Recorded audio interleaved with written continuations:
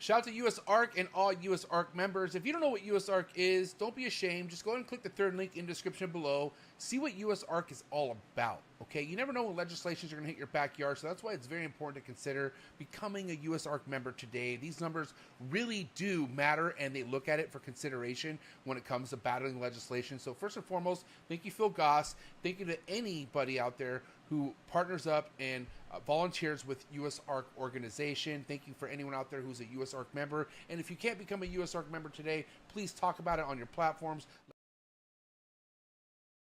T-minus 30 seconds.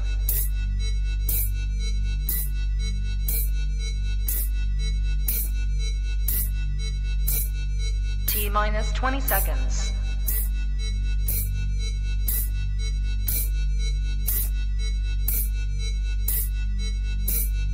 10, 9, 8, 7, 6, 5, 4, 3, 2, 1, 0.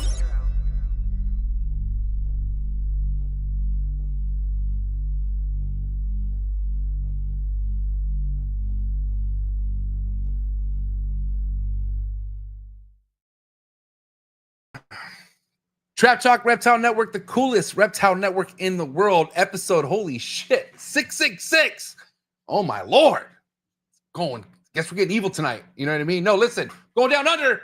All my Australian chondro keepers, you guys are in for a treat. Joe Mack from Under the Heat Lamp podcast is tapping in with us. Looking forward to this one, folks.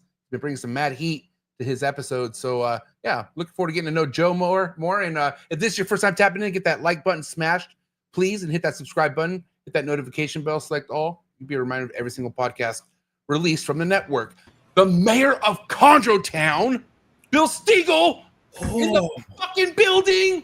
What an honor. And of course, Marshall Mendez giving me shit. Can't be tired around Marshall. Shit, my bad. What's up? Another Tuesday night, or Wednesday during the day in Australia, I guess. Dude, yeah, top of the morning in Australia. It's like 10:30, I think, is time right now, 10 a.m. on a Wednesday. So that's cool. What a way to get their day started. You know what I mean? Yeah, absolutely. Sure. Can't wait for it. Hey, Marshall, sick ass shirt, bro. You wanna throw out the homies? Shout out to the B unit. Fucking Marshall, what's good with you, man? Anything new since last week? Probably not, right? Everything's the same. Nah, not really. Status quo. Still waiting on this Angolan python maybe to lay eggs, and if it's going to happen, it'll be soon. But who knows? I've been trying for like 5 years with these things and no luck. Do you want to give Oh, go ahead. I'm sorry. What's that? I was going to say, do you want to give some props to your plant that's currently growing right now? Ha! Yeah, man. I got a pitcher plant that I've had for like about 10 years. It's right here. I got it when it was about yay big, and I've had it for like 10 years, and I've never been able to get it to grow pitchers. And I think it was at Dallas last year at the show. There was a plant vendor there. He's like, oh, you got to get these grow lights, and you got to put this soil, blah, blah, blah. So I got home, got the lights off Amazon, repotted the thing, and it's been growing like a mother. Then when I repotted it, it looked like it was going to die. And it's been probably about a year since I did it. And, man, it's been growing like a mother, and now it's starting to grow pitchers. So we'll see. Man, what a green thumb. I had no idea. Yeah. Look at that. That's not anything green. All because you gave it light. And different soil. I'm sure that helps. Yeah. All right. Well, what's up, Bill? What's going on? How's the week? How's the week been for you, Bill? Good. All good. Not like Marshall, not a lot going on here. I've got everybody's doing good. I've got 4 neos. We're still assist feeding. That's just from the last clutch from Sickness 2.0. Other than that, everything else is pretty much on autopilot. So just counting down the days till September 5th. How many assist feeds do you feel like it's going to take maybe for some, or is it just like, I mean, who fucking knows? You know, I don't know. What are you thinking? Of the 4, one's pretty close. It's striking, wrapping, dropping. The other 3 are nowhere close. So Just assist feed them once every 5 to 7 days, and we'll just see what happens. I mean, most of the time they turn around, as you guys know. But time wise, I have no idea. I think I'm on 4 assist feeds right now. Yeah. And dude, what about you, man? You're killing it. 32 out of 35 already fed. That's pretty good. Currently, obviously Marshall doesn't watch my current stories, bro, but I'm 35 out of 36 on the feedings there, buddy. Oh, I thought you said 32. So you're halfway home. Halfway home, exactly. Yeah, I'm halfway home. I just want to be statistically correct on this podcast. That's all. Like your 0 yellow percentage, like that kind of 0 what? Nothing. He doesn't even try to feed the yellows. He just 0 yellow percentage. Oh no.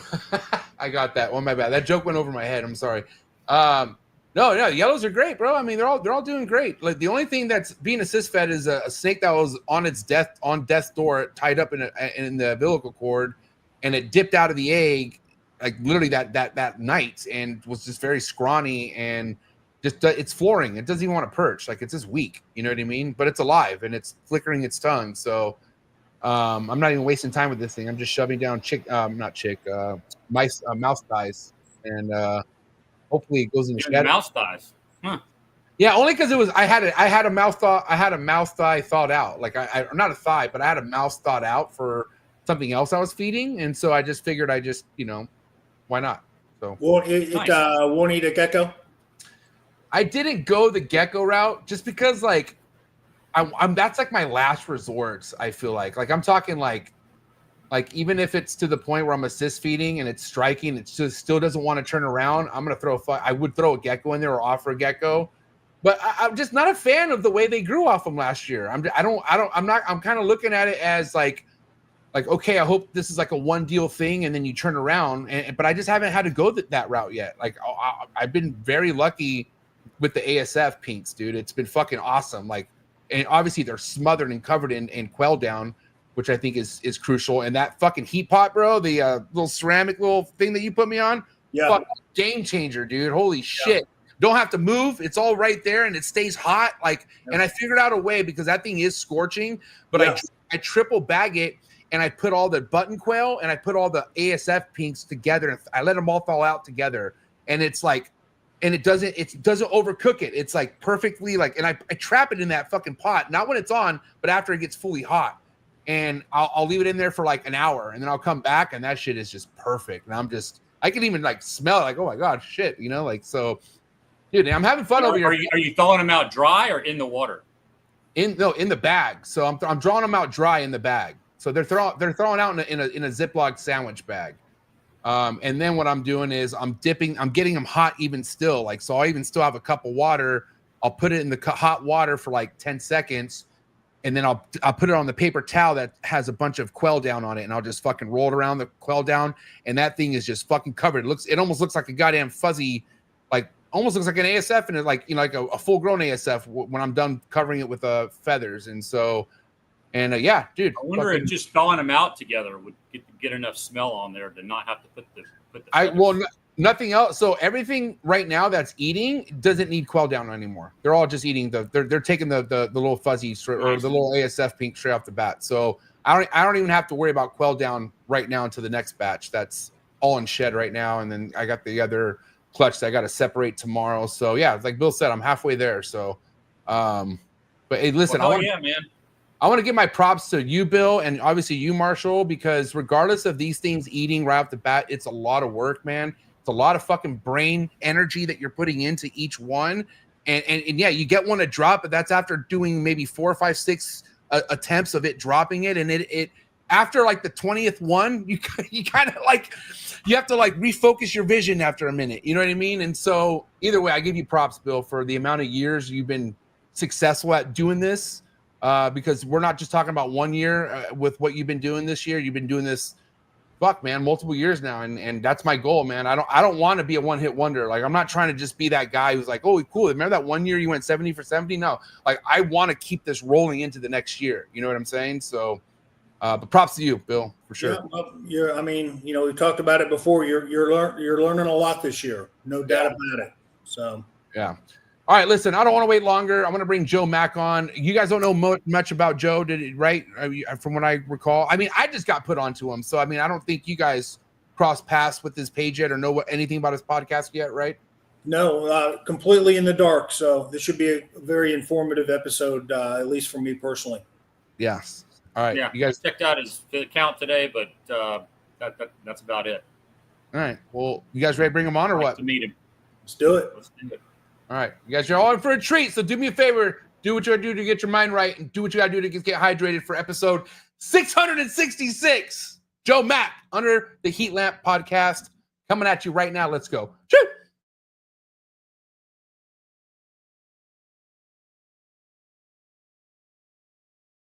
Good. You ready for do more in the future? Trap Talk podcasts? Yes. Man. Only Trap Talk. Exclusive. Yes. Exclusive. Oh. So stop calling us. Rub the spot, get the club to pop. When I come up with the crop, God love it or not. I'm hot from the hop to the rub the spot, get the club to pop. When I come up with the rub the spot, get the club to pop. When I come up with the rub the spot, get the club to pop. When I come up with the rub the spot, get the club to pop. When I come up with everybody, we do it. Everybody,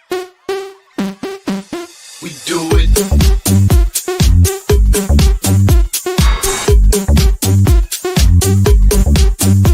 Do it. Do it.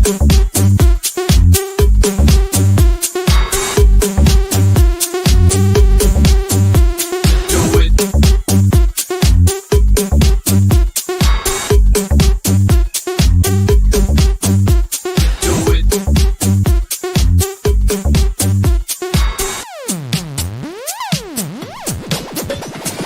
Rub the spot, get the club to pop. When I come up with the rub the spot, get the club to pop. When I come up with the rub the spot, get the club to pop. When I come up with the rub the spot, get the club to pop. When I come up.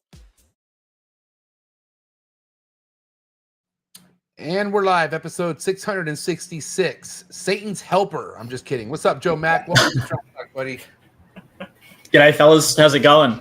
Hey, good Top morning. Joe. Good morning, mate. Yeah, it's a cracking morning here in far north Queensland. A lovely dry season day.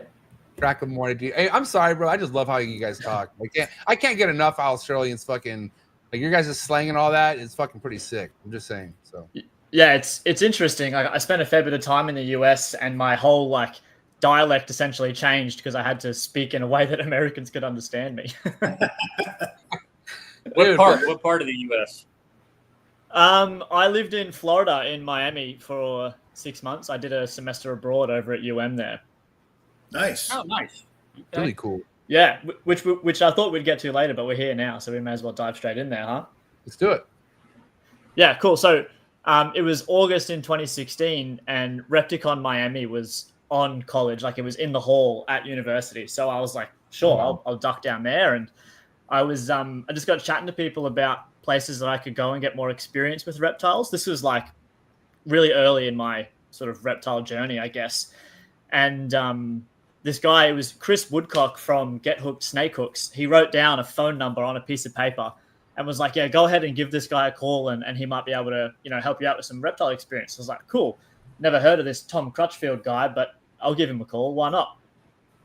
And so having no knowledge of him, I gave Tom a call and he kind of just roasted me for like 10 minutes and then said, yeah, sure. If you want to come out to my house and check out what I do, then sure, no problem. And I ended up, spending every Friday at Tom's for like 4 or 5 months, helping him with all sorts of things. It was awesome.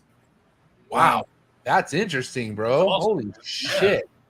Yeah, because listen, Tom Crutchfield, that's just not like an ordinary name in this hobby. Like guy's fucking many legendary stories about that guy, and even to this day, like his passion with the animals, and that's interesting. You got to meet him because I've met him very briefly, but stories and how I could tell, dude, there's only one Tom Crutchfield I think out there, and he's a unique individual.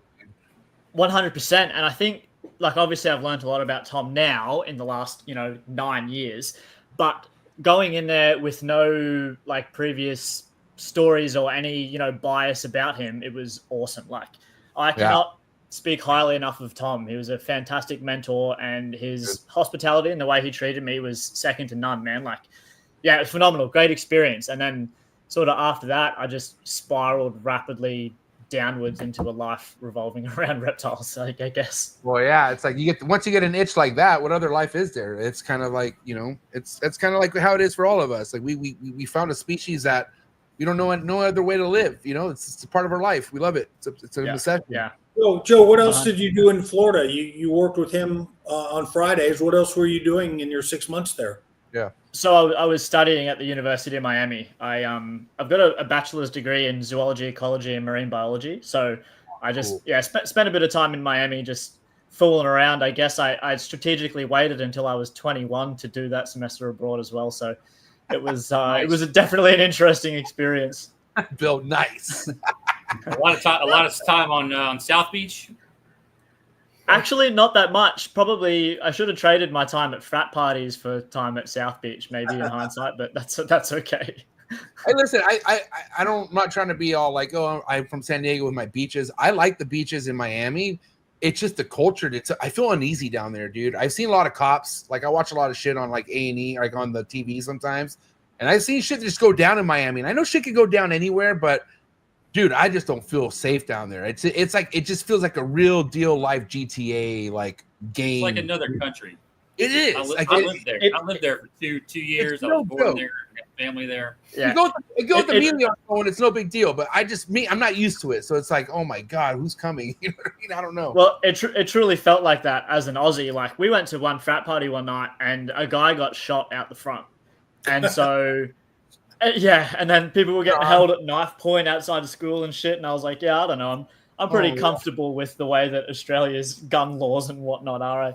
I definitely feel a bit more comfortable over here than I did in Miami. I didn't love Miami, but I would never trade my experience with Tom and reptiles, I guess, for anything. Right. So definitely worth it. What year was that, Joe? Just so I can know in my head when you were down 2016. here. 2016. Okay, cool. So that's kind of when I started collecting reptiles at the point that I'm at right now. So 2016, you went back home, and then like, what was the game plan? Because your guys' laws is like, you know, it's not, you can't just go and say, I'm gonna go get a chondro and start stacking chondros in your guys' house. From what I understand, having previous guests on. So like, you went back home, and like, how are you delegating what species you wanted to get into, or like, what did you do when you went back home after Miami? So the laws weren't quite as strict as my darling mother was back then. So I was living with mum, and she eventually said yes to me getting a snake, and I rocked up home with like a 7-foot Brettles python, and she wasn't overly thrilled with that. But fast forward about 6 months, I came home with a little yellow neonate green python, to which my mother reacted better to. So I kind of won her over with that, and then. Yeah, fast forward another 6 months, I got another yellow.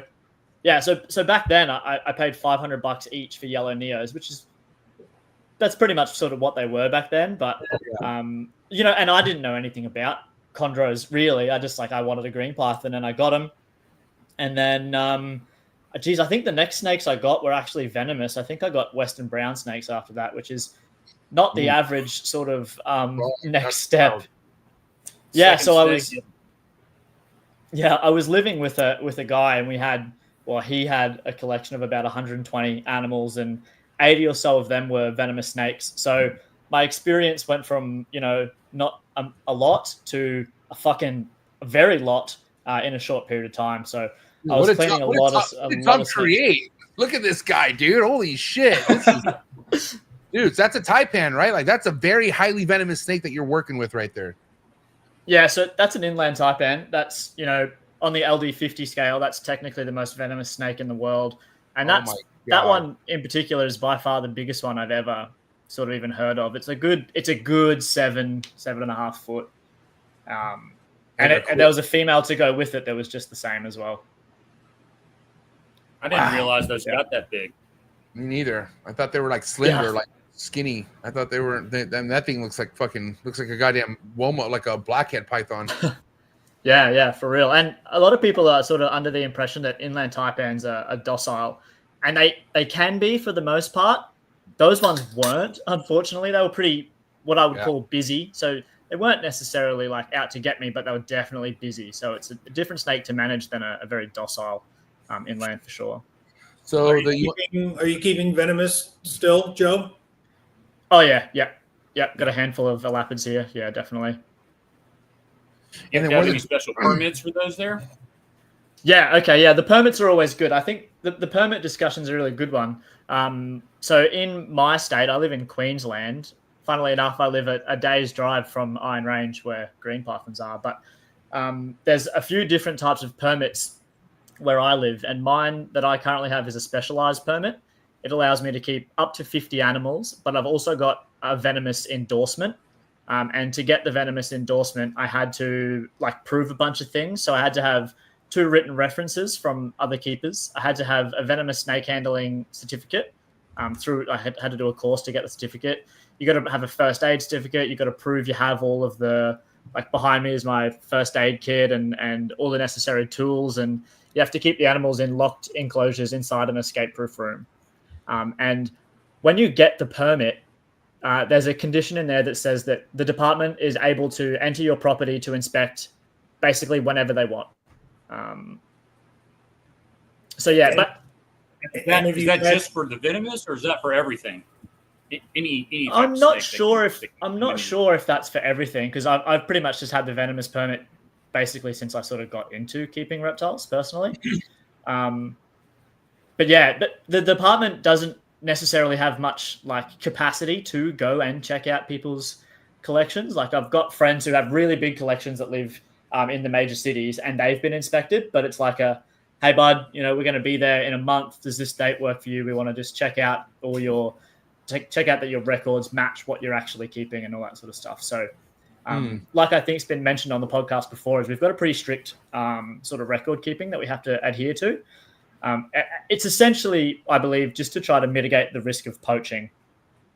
Yeah, I mean that makes sense. But I think you haven't been inspected personally, your facility or your place.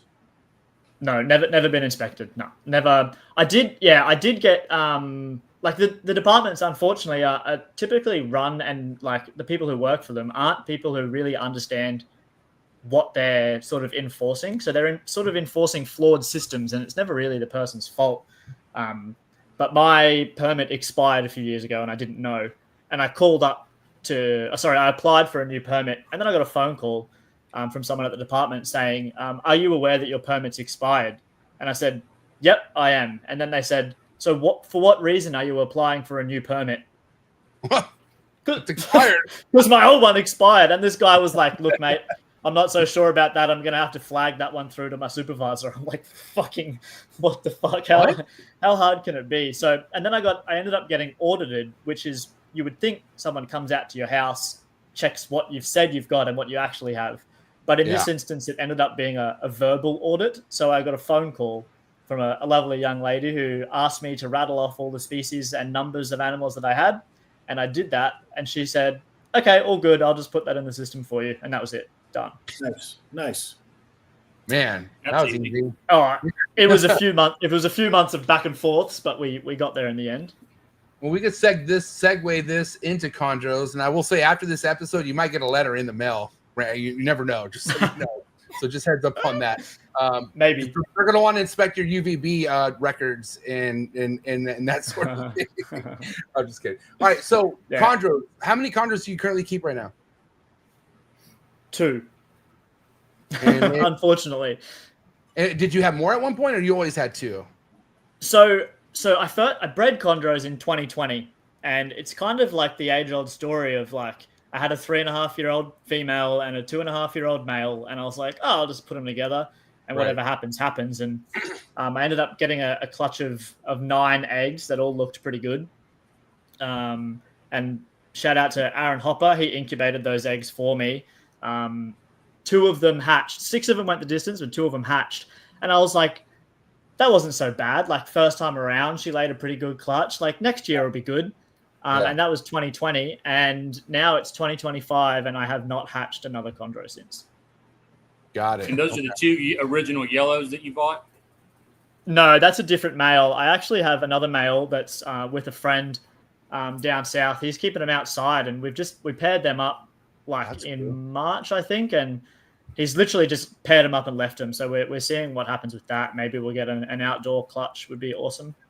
I'm glad you brought that up. Let me ask you this question, Joe. If you were staying on, let's say that you were taking over Tom's property, okay, and you were living in that demographic of the United States, would you keep chondros outside? Would you find a way? Let's say money wasn't an issue. You could fucking do whatever you want. Would you make it to where chondros could be outside if you could?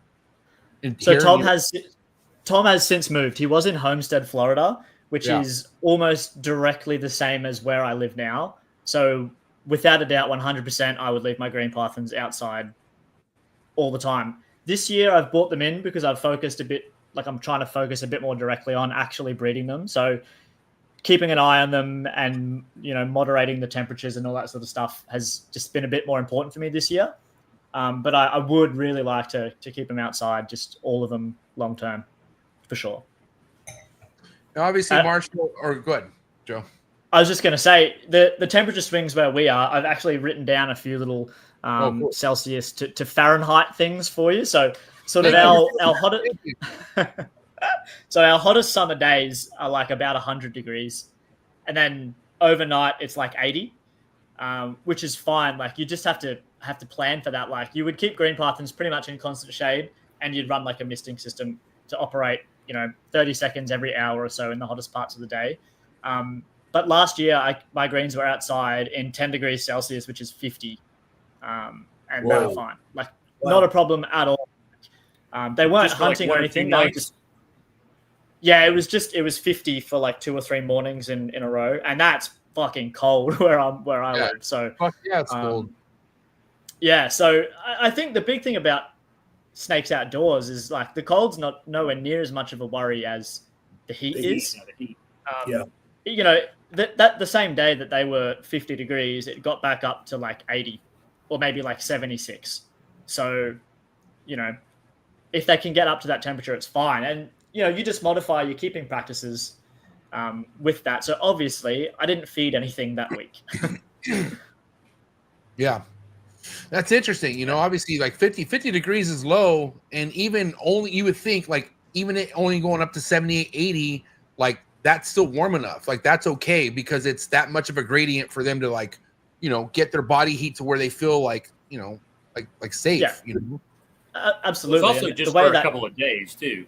It is exactly. Oh, that's right. It's a few days, and if they're not having to digest anything, then I don't see an issue with it at all. And the way that cage was positioned was first thing in the morning for 3 hours. They got direct sunlight, so they could, they're like solar panels. They just heat up pretty quick. So I will say somebody who runs primarily ambient, I'm very cautious of looking at animals that have a good sized meal in them. And if it's a colder part of the night or something like that, I got to remember to keep my room warmer because I don't want them to have any issues when they're digesting a big meal. That's a night I don't want it to drop down anything lower than 77. You know what I mean? If they're kept on ambient and they're digesting a big meal, because that cold temps with the huge meal is not a good combination for sure. No, but 77, I wouldn't even think twice about that. That's plenty warm enough. I think our sort of where I live in what's called the wet tropics, and we have a dry season and a wet season. So in our wet season, the temperatures don't get below, I'm just checking my notes, 26 degrees. So 78 doesn't really get below that for a good 7 or 8 months of the year. See, that's crazy. So but it's consistent though. It's more it's the lower, they find a way to stay in the lower 80s, you would say, consistently, right? During that time. Yeah, if it's a hot day, naturally in the wild, they'll go up to the top where they can get some breeze. But also the rainforest is much cooler, so that's sort of considerations you have to take in when keeping animals outside. There's so much involved, and actually, I'll just plug my last podcast episode. We talked about how utilizing scientific knowledge and natural behaviors of animals can help you to really manage the way that you keep them and just really improve their captive care. So when you keep things outside, snakes live in or reptiles in general They'll operate in their different microclimates and all that sort of stuff. So it's important to offer those things if you're going to do it like that. I think obviously keeping outside, I think that's an easy feat to figure out if you have the right weather in your area. If it's perfect, like where Tom lives, that area, right? But yeah. I feel like the breeding part would be the hard thing, because you're relying on so much of the temperature that's happening out of your control versus what we do inside, where we can control the temps, ups and downs and all that. So I feel like you can't really rely much on breeding if they're kept outside. If what if you just have a fucking hot season all the time and it never cools down or something like that, right? Am I does that sound about right when it comes to breeding outside? I think in terms of green pythons, I guess the cycling is significant as well. So where they're from, sort of November, December, even sometimes a bit of January, it is just hot as fuck and dry, and there's just no prey items around. So I think what would be more likely to trigger them is when January hits and the rains come. That's when there's significant prey. So that's when they're getting all their food for a few months, and then I don't think we really know when they breed up there, but it's probably sort of around that June, July, after they've had a good few months of sort of fruitful weather conditions, I guess. I'm not sure if Dan's looked at that or not, Dan Natush, but that'd be interesting to learn about. I think that's the big difference. What we battle here versus what you battle. Chondros are used to reproducing in wet and dry seasons, and we don't really have that here. Yeah. So we rely more on temperature cycling, to try to get them to breed. But I think nature tells them that breeding in the wet during the wet and dry seasons is more what they're attuned to anyway. So I think it makes sense to me that you could still keep them and reproduce them outdoors, if they're in the wet and dry seasons. Yeah, I think so. And I think it'd be really interesting to see. I'm not sure exactly what Chris Aplin's plans are with his outdoor chondros, but I'd be fascinated to see how he goes reproducing them outside. It's a fascinating way of doing it regardless. Like my greens, when they're outside, they live in an enclosure that's 4 foot by 4 foot by 8 foot tall. And every single day, without fail, they come down from the very top and they ambush at the very bottom. And then in the morning, a bit after the sun comes up, they go straight back up to the top every single day. Wow. Which is awesome. It's 8 feet. That gives them a lot of room to maneuver. Totally. Totally. Yeah. Yeah. It doesn't help me. I'm 5'7", so getting to the top of that when I need to get them out, it's a mission. Do you know why food is more plentiful in the wet season? So in the dry season, sort of all the plants die off, nothing's fruiting, just the whole cycle of life sort of slows right down in the dry. And man, it's sometimes I spent a fair bit of time up in Iron Range, thankfully, and yeah, there's not much moving in the later parts of the dry season, but in the wet season, when it's raining, man, the ground's just crawling with prey. All sorts of things. Yeah, prey, reptiles, the whole lot. It's amazing. I'll never forget the way I was taught, the same question Marshall asked. I asked Brian Barczyk that over dinner one time, and he broke it down the exact same way that you told me. During the dry, hot season, there's no food around, everything's dead, everyone's ducking the heat, and there's just not much life. And then once the rain comes and all that greenery comes from the earth, then shit just comes from all over the place, and that's where food's plentiful. And they know that, the snakes themselves, because they know, holy shit, there's only so much longer I'm going to be able to eat before everything dries up again. And that's kind of they're almost born knowing that. It's second nature already, right? For them to already know that's the way they are that's how they're structured and how they function. Well, I think that's the reason why, although we don't have the dry season here, it's the reason why food cycling and fasting, it's everything is promotes or it somewhat contributes to reproducing them here. Even though we don't have a dry season, we still fast them like it is a dry season. Yeah. I think you're essentially conditioning them to think that conditions are appropriate to reproduce. Yeah, in my belief. Yeah, exactly. Yeah. As far as what you feel is best, food prey item wise for a green tree python at an adult stage, like breeding, like what worked for you when you had success in 2020? I can't remember for the life of me. It was a good 5 years ago, but I was definitely feeding adult mice. I don't think I was giving them any rats. At 3 years old, they weren't very big, and I don't think I would have given them rats. But I've hung on to something I heard you guys say many episodes ago was a good schmedium rat for an adult female is good. So yeah, I'll chuck a nice schmedium to my big female. She's she can handle that for sure. But normally when I keep them together outside, I'll defrost 4 adult mice, and I don't know if it's across the board, but my male green python is fucking retarded when it comes to eating things. Like he'll eat 1 adult mouse in the time it takes the female to eat 3. So that's pretty much how it went for the most part. Damn. And you got to keep an eye on them because they're very prey driven. They'll just eat each other, bite each other, not necessarily eat each other, but they'll definitely tear each other up. Definitely. Really, the male and female will? Oh yeah. If the male's got a mouse halfway down his mouth and I don't catch it in time, the female will come down and just smoke it. Dangerous game to play. It's not fun to pull those apart. You will bleed. No. You can do what Bill does. You just shut the door and come back in an hour. Well, that's what happens in nature, man. The chondro god isn't out there to pull the female off the male. When she's biting his ass. So Bill goes, knock it off, you two. Hey, I've told you before. I have found many of teeth in males during breeding season. Where you come out one day and go get the male out and you go, what the hell is this? And it's back, and you pull out a couple teeth. So it happens whether you're there or not. Yeah, that's why during the whole rough.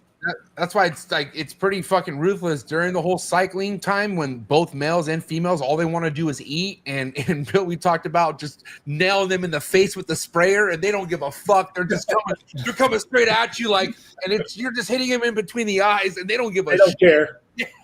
You're like, go away, dude. Fuck. Oh man. So okay, I'm curious, is there a point of you growing the chondro collection more than 2 at some point when the time is right, or what's your overall goal with that? Yeah, without a doubt. I'm just a lowly zookeeper, so I don't make a stack of money. So hopefully this year I can produce some greens and then turn that into keeping some more, building the collection up a little bit. I'd like to add 3 or 4 to the collection this year. Cool. Yeah, definitely. I've got eyes on a. Sorry. I was going to say, so Joe, your full-time job is working in a zoo? Yeah, so I manage a reptile department at a local aquarium here. It's obviously mostly an aquarium, but we've still got about 25 exhibits and I don't know, 100 to 120 animals there that we take care of. So yeah, all day is reptiles, and then all night there's reptiles as well. And you also do a popular podcast. MJ was telling me earlier today, or maybe yesterday, that you do a popular podcast right in Australia. Well, I'm very flattered to hear you say that MJ said it's popular, but yeah, I did. I just started it only a couple of months ago. Now I'm up to episode 7, just dropped this morning. But yeah, I guess I was sick of having conversations with my mates. I'm really good friends with Aaron Hopper, and I'll go over to his place for a beer or whatever. And I've got all these reptile questions that I want to talk to him about. And we just end up talking about, life or this or that or whatever else. So I wanted to create a space where I could have focused discussions with people.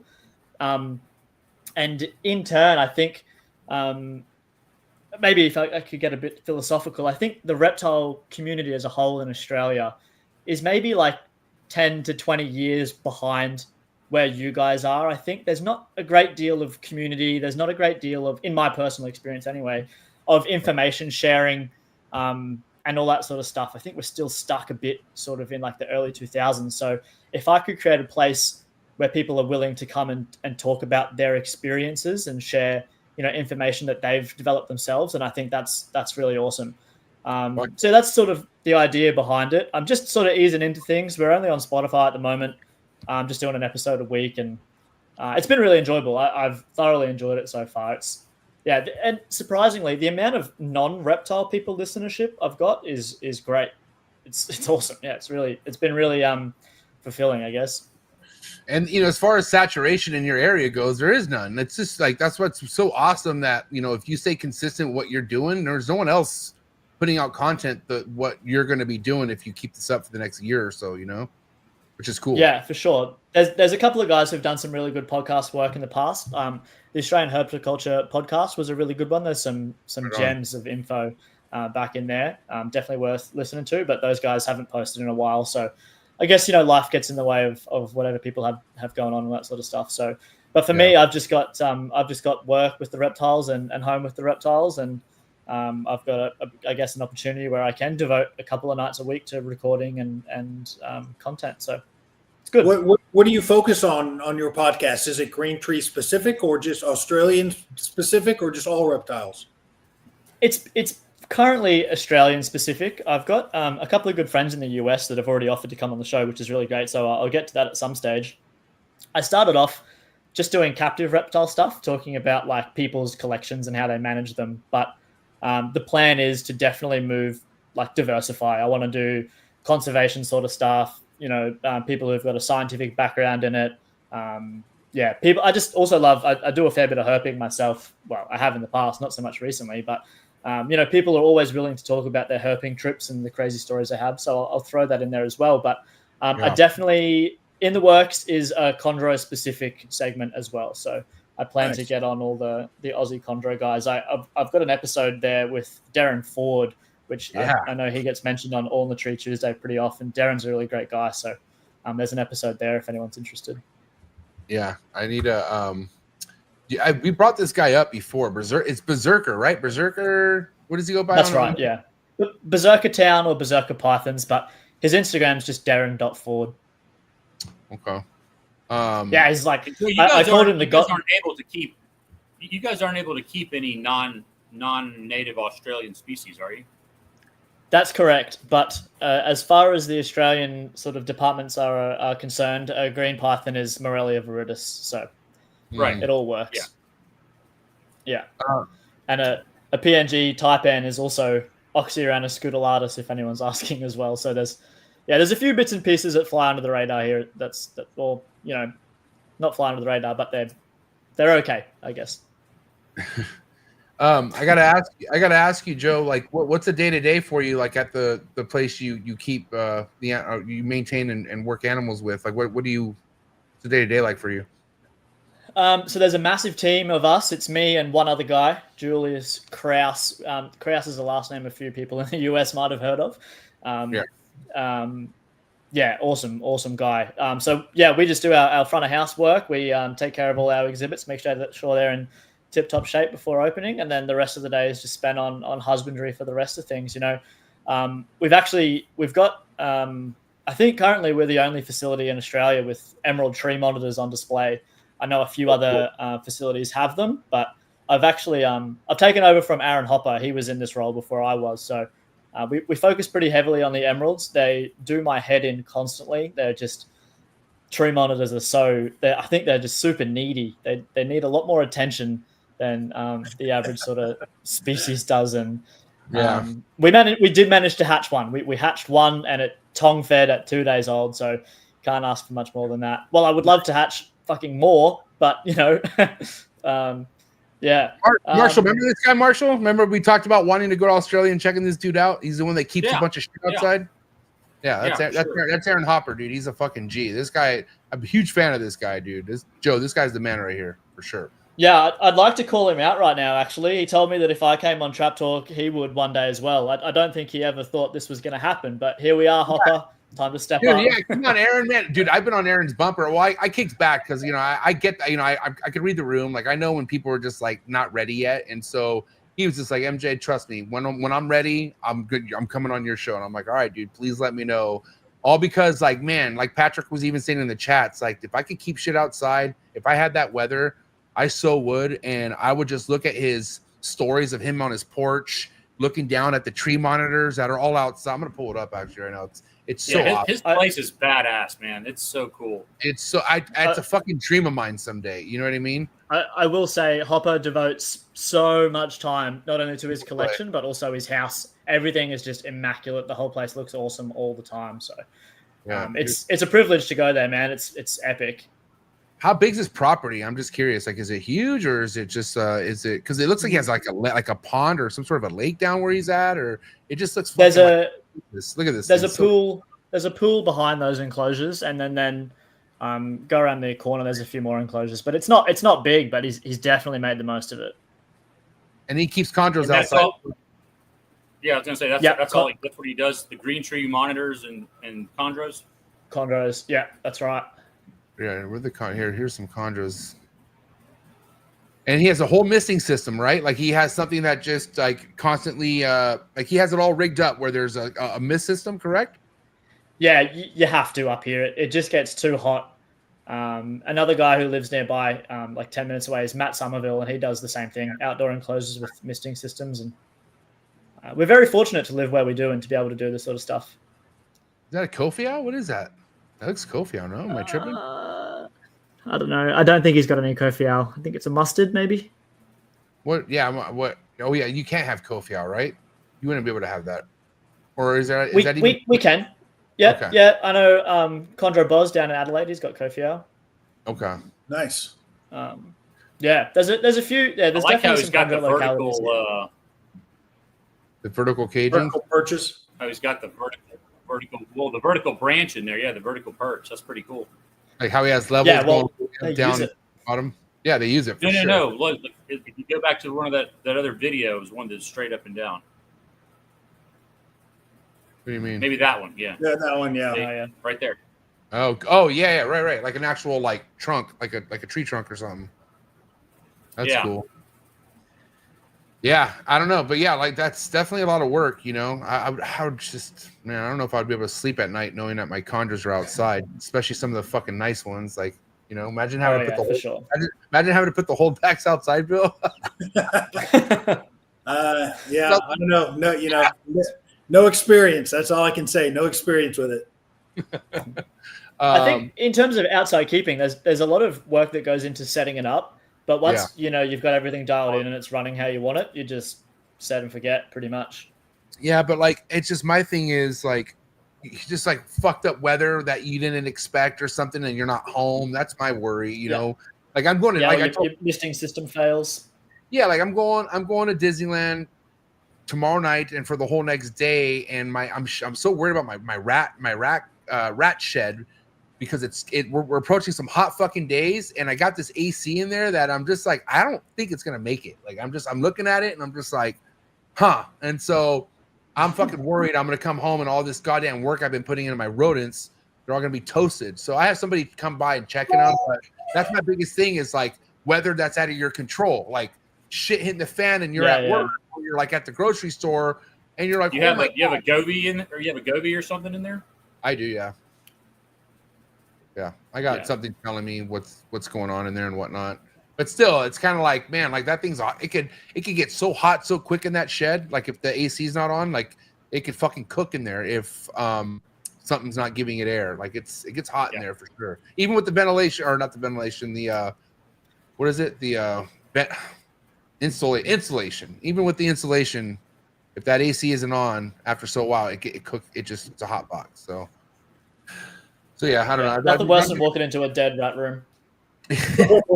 Dude, I've had this happen to me before. Oh my god, I've had a whole row of rats just be fucking overheated and they're all dead. It was terrible. It was like a fucking goddamn horror scene out of a movie or some shit. It was terrible. Yeah, Mauschwitz. It doesn't take long either. It doesn't take long. It's really hot.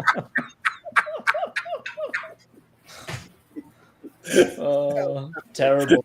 Oh shit. All right, I gotta ask you a good question here, because you know, obviously I'm not offended if you're not a fan of the designer stuff, but are you pro? Thanks. Open up another beer while I talk, Marshall. Thanks. Fuck, dude. It's a water.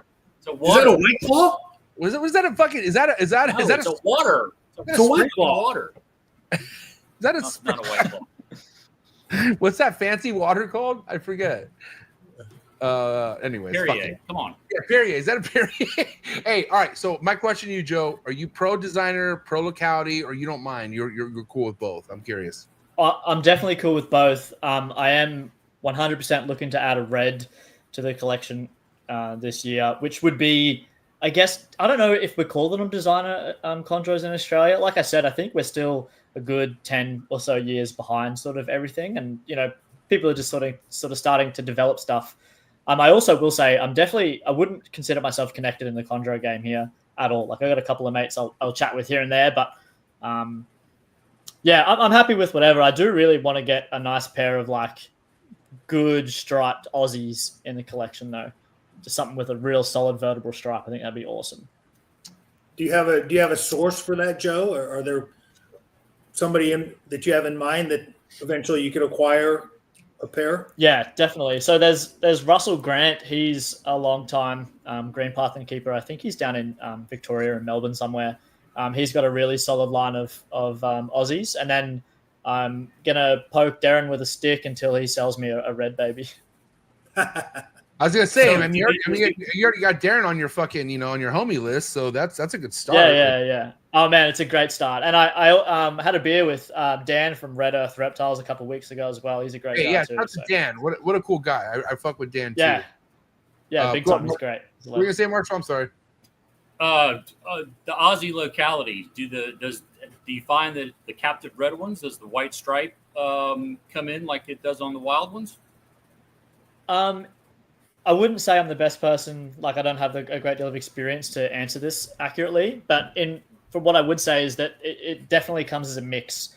You'll get some with just a couple of white, scales here and there, and then I've definitely seen others with a full-on vertebral stripe. So there's definitely a spectrum of it, I would say. What about the ones you find in the wild?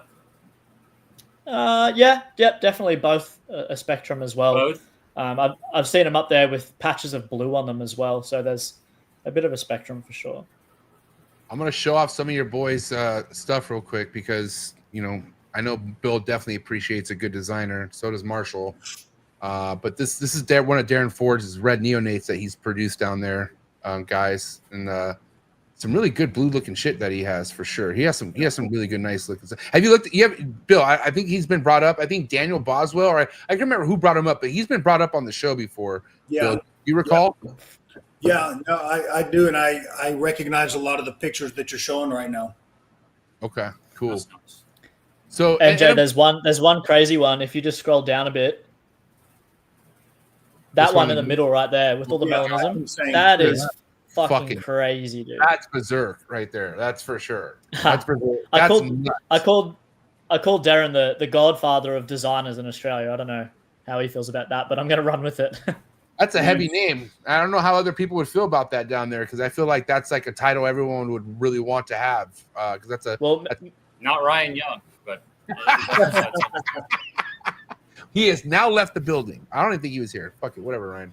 What were you saying? What were you saying, Joe? I don't know. I forgot it. Must have been a lie. This is fucking nuts, though. I will tell you. So, okay, I have a question. The whole. Because you talked about getting a yellow for $500. What's a yellow going for now? Like, what price differences are we talking? Yellow and reds. Like, let's say you were ready to go get a red or a yellow. What are we talking price here? So, from my limited experience in the chondro game, I would say a red's $5,000 minimum, regardless of what it looks like. Wow. Or the parents, I would say, and then. So the guy I bought him off for $500, his name's Ray Field. I know that Liam from the Chondro Collective mentioned him as well. Ray's an awesome guy. Right. He's in his mid-70s, and I think he was involved in like the 80s with collecting green pythons from Iron Range and breeding them for the first time. And he truly just loves it. He doesn't really do social media or anything like that. He just pumps out a shitload of greens every year and just sells them. Where was I going with that? Yeah, greens nowadays, standard like a yellow neo is like $1,500 at least. Yeah, regardless of the parents, right? You're saying that's not really a thing that is like a sought after question from a customer. Is like, I need to see the parents. They just want either red or yellow. Doesn't matter. I think we are definitely developing like a stronger like chondro keeper community where people are interested in lineage and all that sort of stuff. So just for like a standard, pairing mixed blood, you don't know what they are. They're just green pythons. I think 1,500 would be pretty fair. But if you've got something that's a little bit unique, you can definitely ask for a little bit more. And it's pretty much the same people. Pretty much the same. Pretty much same in the U.S. market. A yellow Neo, $1,000 to $1,500 would be an entry level price, right? Yeah, for United States cats are born and bred for sure. Yeah, and they're really worth every penny. I've got a bit of a thing with reptile, like the price of reptiles should always be more. Like I don't think there should be a reptile sold for less than $500, full stop. Because if you sell something for $500, say for example, like a spotted python here might be $100. The animal's life is sort of automatically devalued just because you've only spent $100 on it. And then you've got to turn around and drop $500 or $600 in the setup. So I think the price of animals can be too low at times for sure. One of the depressing things I remember even just realizing is like Nile monitors, like their value here in the United States, and then seeing like what something should potentially be for like on a level of a black dragon or a fucking lace monitor, it's being sold for $50 in a pet shop. Go ahead. Something that requires like a Nile monitor requires a hell of a lot of care and a hell of a lot of thought and consideration and money spent on it to keep it living a high quality of life. So you have to have a real big heart for a Nile monitor. I'll tell you that much. Fuckers, big everything. Big everything. And this thing, real quick, I don't know if you know anything, Joe, about like hormonal stuff, like yellow neonates and red neonate, like. This is a pure locality that do you know by chance? I'm assuming this is a pure Aussie locality. No. So Darren acquired three animals in like 2005 or something, and essentially all of his stock came from that, and they were definitely mixed blood things. So okay, wow, damn. I wish I knew the background. So okay, listen. After tonight or whatever, whenever you get a chance, throw in a good word for me with Darren. We need Darren on the show. Right. Yeah, you might need some brownie points on that. I've known Darren for a fairly long time. Look who's here, dude. Our guy, hey, Hopper in the building. Aaron, he turned up. Nice. I will be in your DMs after this, buddy. You already know. So, doing my job. Hey, MJ, I know where he lives, so we can get him. I kind of wanted to discuss with you guys. I guess. Please. Our permitting system, because I think in a sense it kind of contributes to better keeping practices because you do have to adhere to sort of certain regulations. So I guess I wanted to see what your guys' opinions were on like keeping practices as a whole in the US with all sorts of different rules and regulations depending on what state you're in, if that makes sense. Crickets. Go ahead, Marshall. Go, Marshall. To me, like I would have the only aversion I would have to having to have permits is the fact that is if they can, like you're saying, come on your property at any time. Like, but I do agree that having the permit system, like I wouldn't be necessarily that opposed to it. There are a lot of people here in the U.S. just because of the culture here in the U.S. that I don't need a permit. I don't but I think that it wouldn't be the worst thing. That's fine. I agree, and I think big constrictors and venomous should be highly permitted here, and they're not, depending on where you live.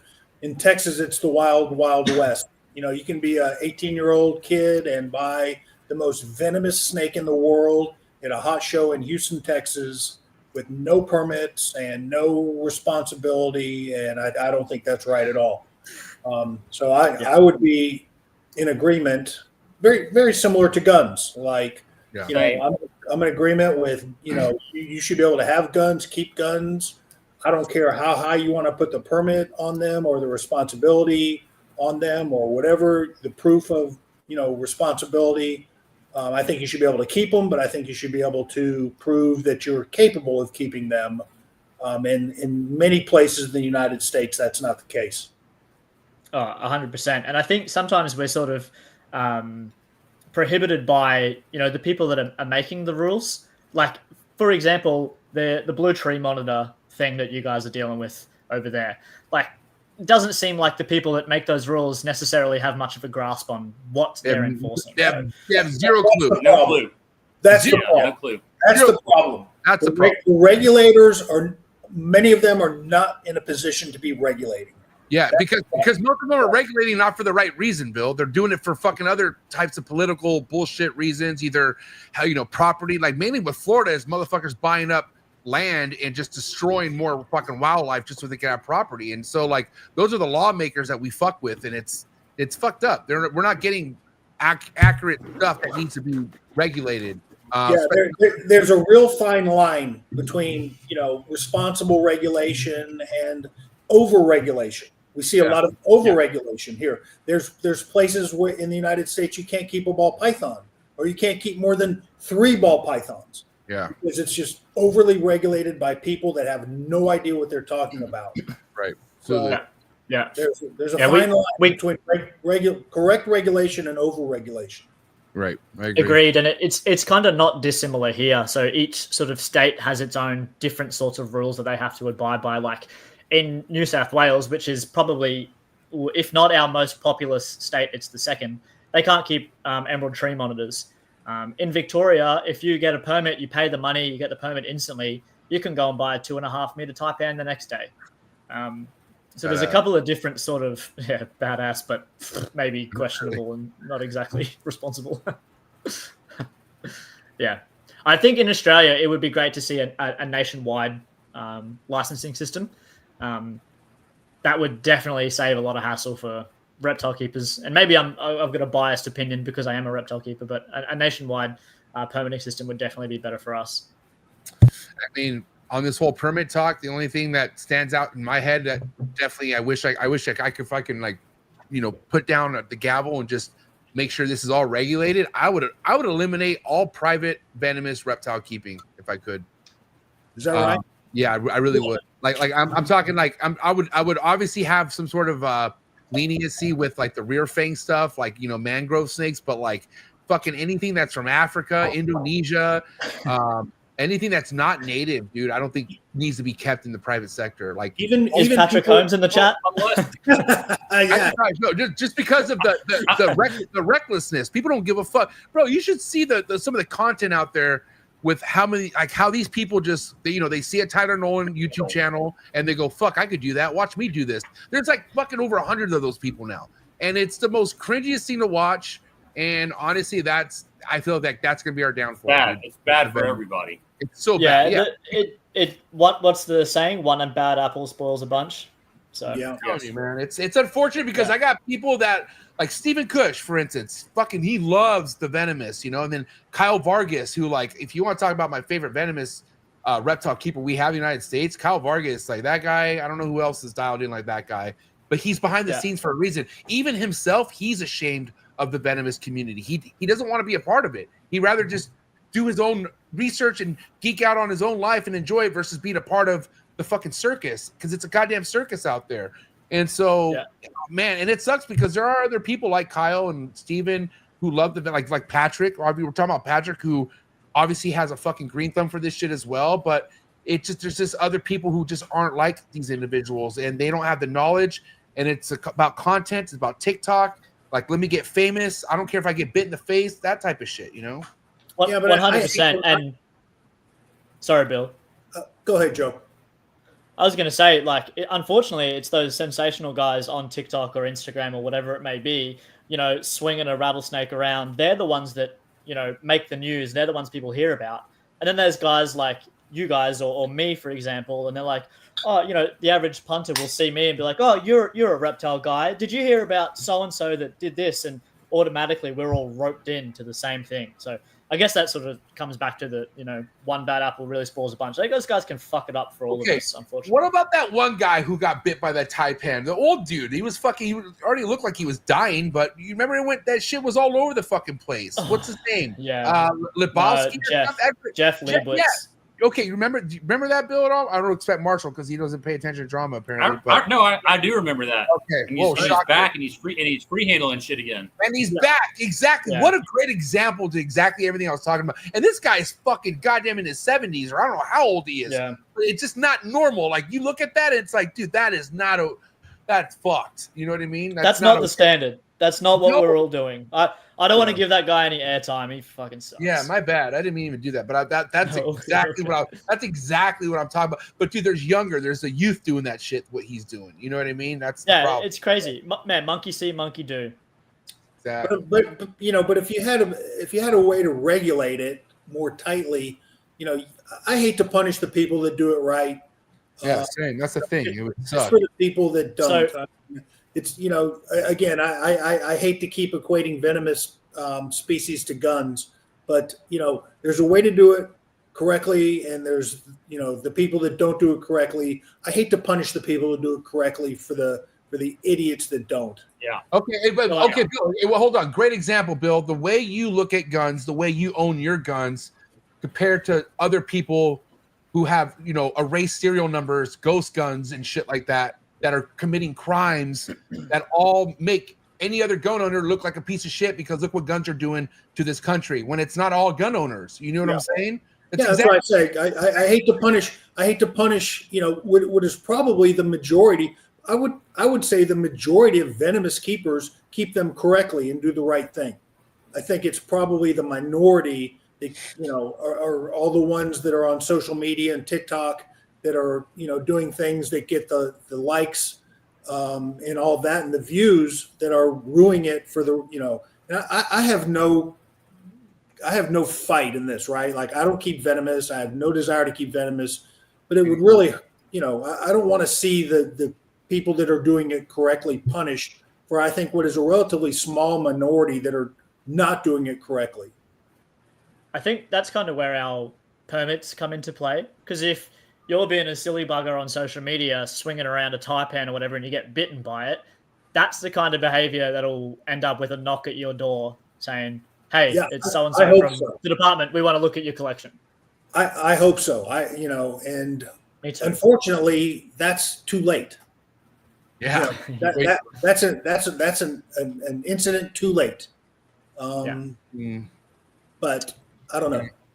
But you know, we got to think future-wise. Like because here's the thing. Like I know there are certain things that are happening in the hobby that are scary. Like in certain areas, like, you know, they're cracking down in some parts. But like this ESA listing, this whole blue tree monitor thing, which we've had many other species like where this shit's happened. Like wasn't there something with the pythons or with berms not being able to be shipped across states or something like that? But like, I don't know if this stuff ever really sticks. Like, does this ever That really was stick? different. That was like an invasive species thing. No, I'm not the berms. There was something else though. There was the Lacey Act, right? Was it the Lacey Act or? Yeah, man. Still, like radiated tortoises can't go across state lines. There's multiple species that you have to have a permit for. But I mean, why do we care here about what people are doing with blue tree monitors? I mean, like, right? It doesn't Exactly. affect the U.S. at all. It doesn't affect our wildlife. Doesn't. I mean, I don't know. It just seems like it's misdirected. Like that comes back to the guys making the law, the regulators not knowing what they're actually regulating. Yeah, exactly. So let me ask you this: like, you obviously you know kind of how it's working here in the United States. What do you think we could do differently, Joe? Like, well, what do you think this country could use help with to kind of look more of a like respectable hobby? You know, like not like a fucking like degenerates working with animals. You know what I mean? Like the actual people who care about this stuff. Like, what do you think we could do different? That's an awesome question that I'm entirely unprepared for. But I don't know. I think, like, not to, you know, divert, but I think our regulations really do help us keep a lot of stuff in line. I'm not saying that more regulations are the idea, or you know, are the be all and end all, but it's hard. You know, I would say, like, call out bad keeping when it's happening, but then you're kind of creating a bit of toxicity in itself as well, which is sort of goes against the whole idea of keeping a strong community and showing that you are doing things well and all that sort of stuff. I don't know. I don't know. I think there's been a few sort of advancements in sharing of information. You know, back in the days of like the MVF, we had a forum in Australia called Aussie Pythons, and that's where you could show that, you know, your response mattered because you already had 20,000 other responses. You were a group expert, and then we went to Facebook, and then everyone could just say whatever they fucking wanted, and you know, it didn't really matter.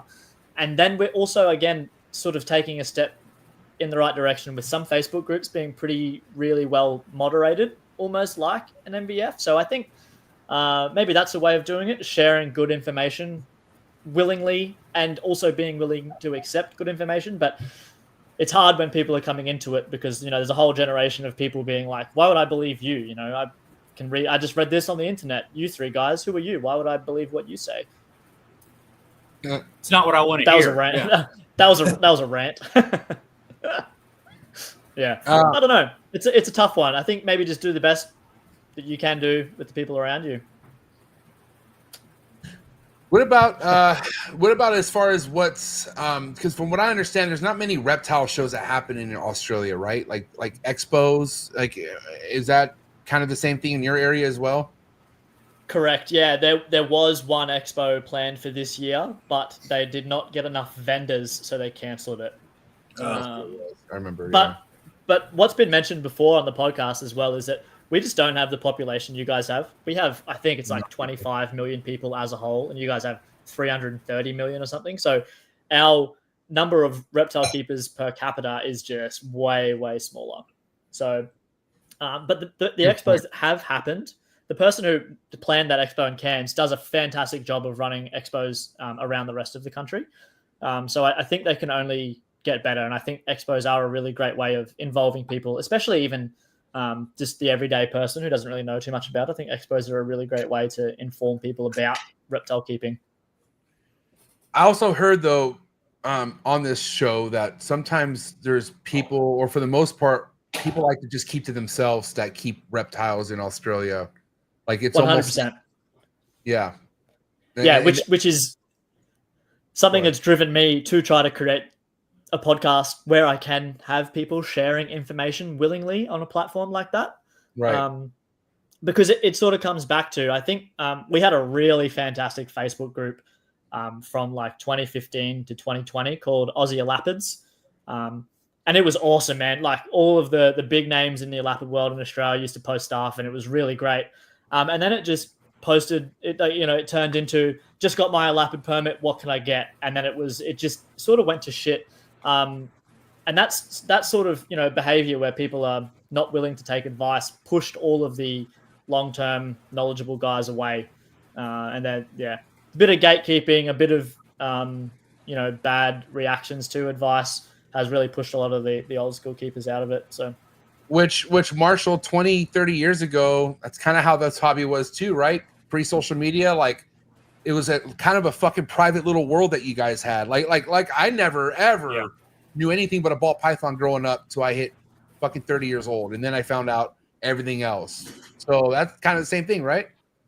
Yeah, I mean the MVF, like Joe was saying, you could tell who had been there the longest, who had the most, not that your post count was any record of your experience or anything, but you could tell when somebody joined the forum, how long they'd been there, everybody. There was definitely a hierarchy. There was definitely a hierarchy on the MVF, like moderators and stuff, like people controlling stuff, or no? Yeah, for sure. No. MVF was not moderated. That's why the whole MVF started. ChondroWeb was highly moderated, but MVF, Greg Schrader, he kind of started MVF, and he was very reluctant to moderate. So, like Bill said, there was somebody there kind of controlling shit at that. Well, Marshall, there was a hierarchy there. Well, for sure, yes. Explain it, but Bill. It wasn't like, Explain, if you don't mind, explain how that went, Bill. Well, there were people there that, Rico was involved in the MVF, and Greg Stevens was involved in the MVF. And when those guys posted, I mean, it was, it was gold. Like, it was like, there was discussions amongst the top tier people, but people that Got it. warriors couldn't just come on making their third post and just come on and just pretended like they were the know-it-alls of the MVF. That did not happen. And the very few people that tried to do that were very quickly shut down. In and out. Like, I remember when I made my very first post on the MVF, you had to make an introductory post, first of all, before you could even post any other stuff. And so it was moderated. You did have to make an introductory post, and you had to introduce yourself. And I remember being so paranoid about my grammar in my introduction post that people wouldn't just, eat me alive because my punctuation or grammar was incorrect on the MVF. So I felt like it was moderated. I felt like it was a big hierarchy, and I think that was for the good. But I think it was self-moderated. Like, it was moderated by the members. There wasn't like one person in control. Yeah, 100%. That could No, delete a post. Absolutely. Yeah, no. There was the group, like the OGs of that era, like basically, right? Basically the ones doing the work. Like, the ones who are putting out the work. Yeah, right. The whole But group. but what Bill's saying is, like, the ones actually doing the work were the ones that had the hierarchy, the ones that were fucking like, you ain't gonna over talk these guys. Like, they're the ones who know what the fuck they're talking about at that time, right?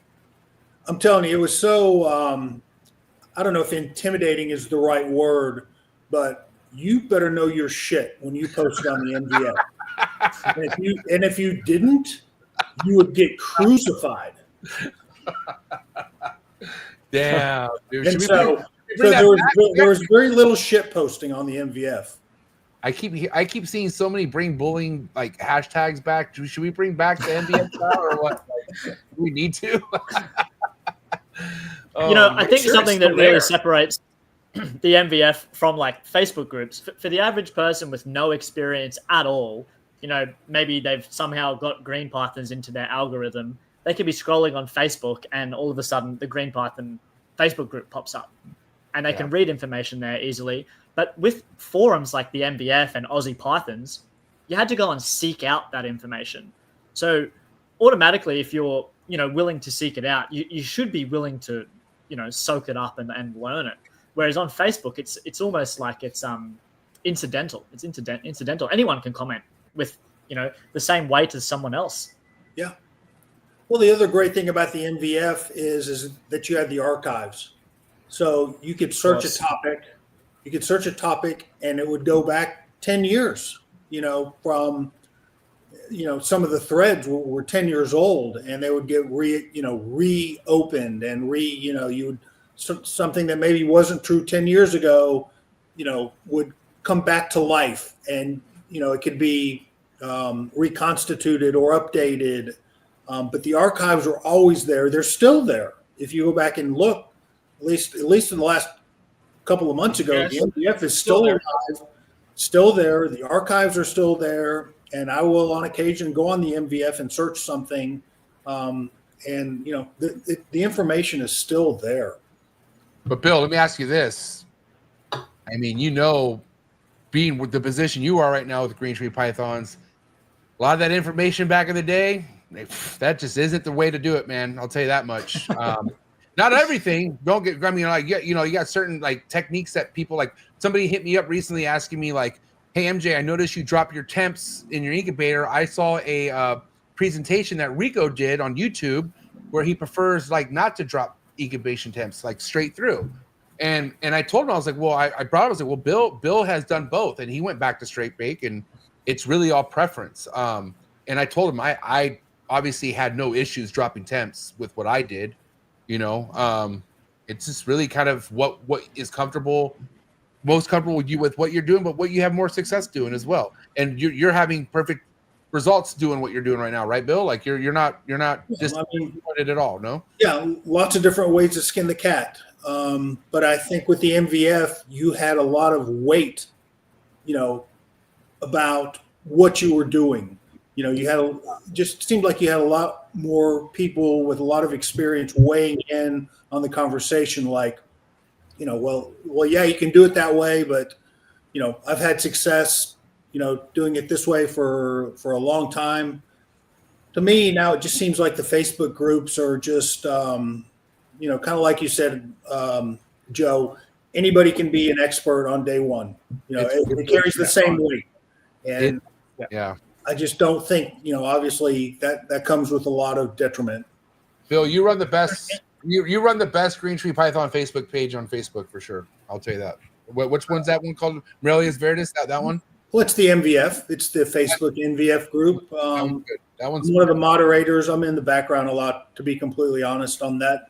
I think the other Facebook group that Stephen Saltzman and Stephen Brown moderate is also very good. Yeah, but I see a lot more circus activity in those, like a lot of know-it-alls, like fucking like. Well, like, you got to remember too, they have like 20,000 members. Yeah, that's what I'm saying. Yeah. More people, more problems. That's the thing. You know what I mean? Like you got a lot more. You got a lot more outspoken fucking professionals now. All of a sudden, that literally got their first Craigslist chondro, and nothing. I think Steven did a great job building that page. But like Marshall says, when you have more people, you got a lot more input, and you see people that don't want to be corrected there. Like they're like, you're trying to help them out, and they're instantly coming right back at you. Like, well, not. I agree 100%, and that kind of activity wouldn't be tolerated in the old MVF. It would be shut down immediately, and it's social media. God, we could have 10 episodes about the goods and the evils of social media with reptile keeping. Yeah, only one. Only one episode would be good. All 9 would be evil. Go ahead, Joe. I'm sorry.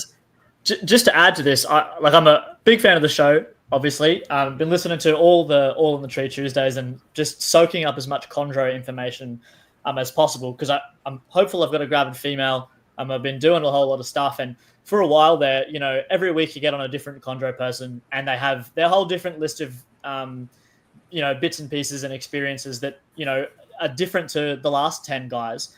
And I can't remember exactly what I was trying to figure out the other day, but my head was just in a spin. I was like, oh, but so-and-so said this. Oh, but, this other guy said that. And the other stuff. And then I just went to my bookshelf and I grabbed out the more complete chondro and I opened it up and I read the information that I was looking for. And I went, oh, that's it. And it just truly just clarified everything. Instead of just trying to recollect, I just opened up a book and read the print on the paper, and everything felt just way more clear and just more simple. So I think the books are invaluable as well.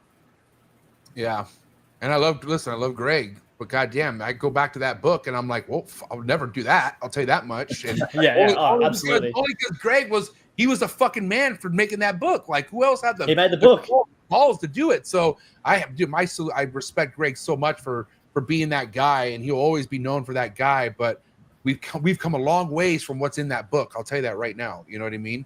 It doesn't hurt to go back. Like, it doesn't hurt to cross reference. Like, I still have highlighted pinpoints in that book that I like to go back to and just make sure, but also too, like, I don't know. I feel like Bill says, so many ways to skin a cat. And I think it's good to hear what all these ways are. Like, it's cool to hear how all these, without a doubt. With me and Bill and Marshall, we thrive bringing people on who tell us something that we're like, wow, that's worked for you. And there's so many different things that work for people. So it's up for you to choose. But guess what? You want to know how you're going to figure it out?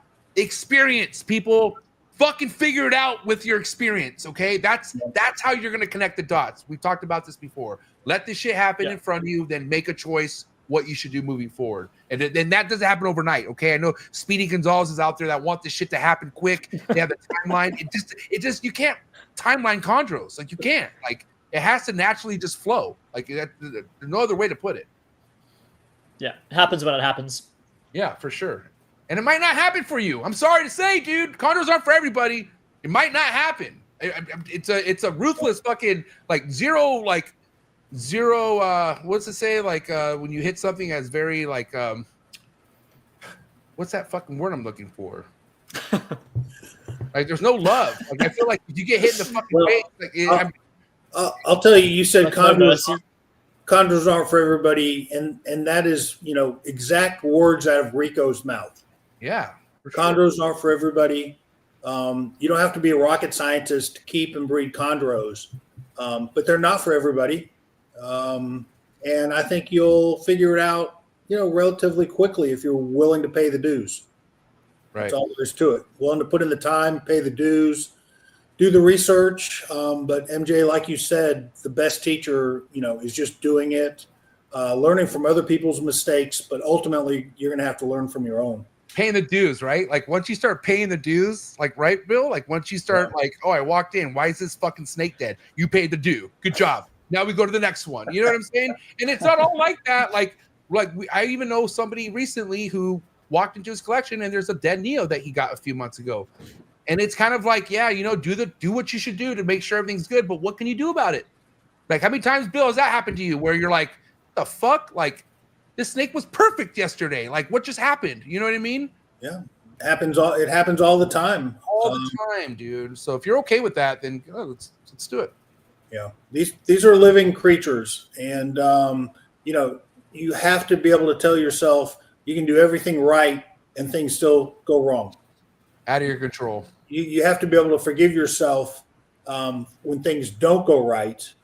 Learn from it if it was an error on your part. Other than that, just keep pushing. I will say being friends with you guys and Gary and Ryan has helped me a lot. Like just get over shit quick. Like, yeah, especially Marshall. I feel like me and Marshall have been like what happened with us with our emeralds.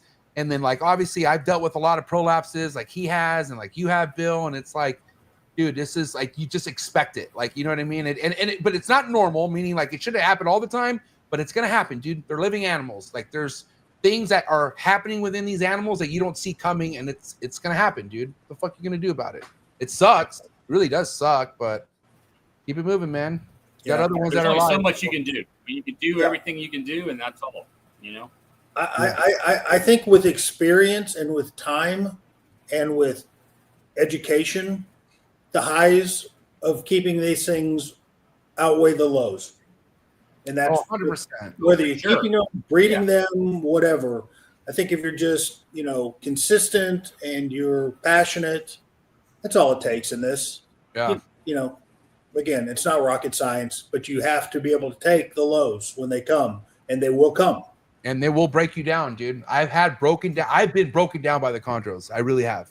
Yeah. I really have. There's been moments where I'm literally sitting down on the floor wondering, like, yeah, what the fuck am I doing? Like I literally questioning everything. Like, should I even be doing this? You know what I mean? That's what the chondros will do to you at a certain point, especially if you do things the long way, like I did. Well, and now look at you. I mean, different kind of stress now. Different kind of stress now, for sure. I'll take this all day, dude. I'm all right with it. I'm all right. I just got to get better sleep. Good luck. Good luck with that. Dude, I keep thinking of fucking decoy, bro. I'm not gonna lie. There's moments where I'm like, if I had a fucking bottle of decoy right now, I'd be completely good. I'd be straight. Fuck you, Bill. I toast your sobriety, my friend. I really do. Good. All right, listen, wrap up topic of the episode. I'll go first, and then we'll hit Bill and Marshall. We didn't talk much about how you feel about like how people should test their animals. And I know we talked a little bit about Nido with other Australian keepers on this show, but obviously we've talked about it all the time on this episode, how crucial it is. Like you get something from somebody, you should still test it yourself, or if it dies or whatever, like protocols. What kind of protocol would you have if you were having a room full of chondros in the market of adding them? Like if you could kind of explain what you feel like a good quarantine process would be for you, and then like your beliefs on testing, and if you ever heard anything about Nido or anything like that happening down in Australia. Yeah, so excuse me. I think in an ideal world, it would be great to have an animal tested, before you receive it, when you receive it, and then when you add it to your collection, and then probably before pairings and all that sort of stuff. But I actually went through an experience recently. I received an albino spotted python, and when I took it out of the bag, it was like popping as it breathed. I took it to a vet immediately, and he said he would 100% give it a clean bill of health. He said there's like no mucus, everything looks good, there's no noise in the lungs, everything seems fine. He said he would have given it a health certificate right now if he wanted to. But I opted to get it tested And to run a 3-panel test in Australia, it cost about $500. wow. So that's Oh, wow. nidovirus, I believe Bornavirus and Sunshine virus. So Wow.